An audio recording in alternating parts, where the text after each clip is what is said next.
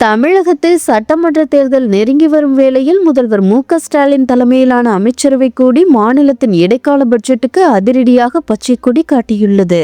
தேர்தல் நடத்தை விதிகள் அமலுக்கு வருவதற்கு முன்பாக இந்த இடைக்கால பட்ஜெட்டில் ரூபாய் 34,327 கோடி மதிப்பிலான புதிய தொழில் முதலீடுகள் மற்றும் பல்வேறு மக்கள் நலத்திட்டங்களை சேர்க்க அமைச்சரவை ஒப்புதல் அளித்துள்ளது.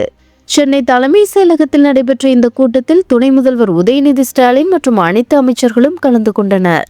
தேர்தல் ஆண்டின் கடைசி பட்ஜெட் என்பதால் மக்களை கவரும் வகையில் குடும்ப தலைவிகளுக்கான உரிமை தொகை அதிகரிப்பு, புதிய உள்கட்டமைப்பு திட்டங்கள் மற்றும் 18க்கும் மேற்பட்ட பெரிய நிறுவனங்களின் முதலீடுகளுக்கு சலுகைகள் வழங்குவது குறித்து இந்த கூட்டத்தில் விரிவாக விவாதிக்கப்பட்டுள்ளது.